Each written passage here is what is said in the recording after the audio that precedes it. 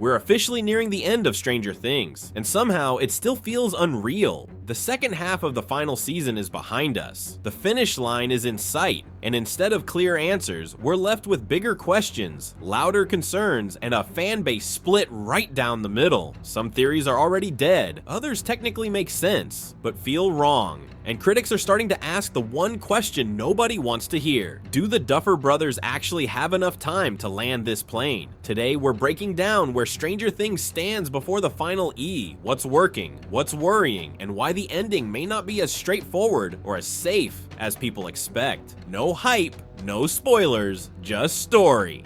Welcome to Frame Drop. Let's start with something uncomfortable. The momentum isn't as strong as it was. The first half of the season built tension beautifully. Slow burns, unsettling reveals, and one genuinely chilling centerpiece that reminded everyone why Stranger Things works when it leans into horror. But the later episodes, they shift hard. Ratings dipped. One episode in particular landed as the lowest rated of the season so far, and that matters because this is the stretch that's supposed to build confidence, not hesitation. Critics and audiences, surprisingly, are aligned here. The pacing changes, action steps back, dialogue takes over, and yes, a lot gets explained, because before a finale, everything needs to be aligned.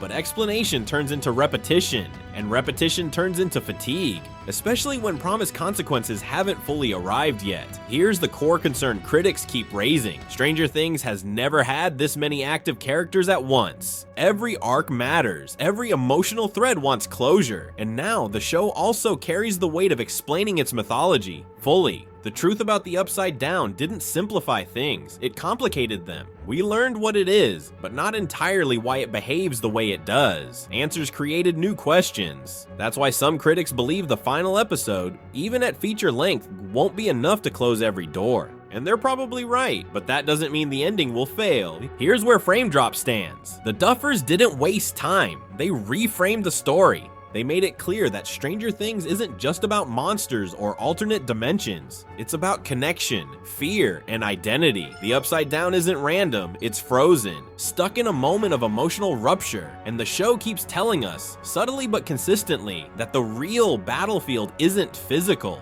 it's psychological. The final confrontation likely won't be won by strength, but by understanding. Which brings us to the most important theme of the entire series. Stranger Things has always been about kids who feel unseen, outsiders, misfits, people afraid that if others truly knew them, they'd be rejected. That fear fuels everything, and now it's front and center. The show isn't subtle about it anymore, and that's intentional, because the final conflict isn't about defeating a villain, it's about confronting the fear that turns people into one. That's why the ending feels less like a war movie and more like an emotional reckoning. And yes, that makes some viewers uncomfortable, but it also makes the story honest. Let's address the elephant in the room, sacrifice. Stranger Things has avoided permanent loss longer than most shows, and now it may not be able to anymore. Not because it wants shock value, but because the story logically demands a price. Some characters have completed their arcs, some relationships have reached emotional closure, some heroes have finally stepped into leadership roles they never wanted. That doesn't guarantee death, but it does mean change, and not everyone is coming out the same. Not every resolution needs fireworks. Some relationships don't end in tragedy, they end in honesty. People grow apart, not because they stopped caring, but because they realize they want different lives. Stranger Things handles this surprisingly well. It doesn't force nostalgia, it lets go.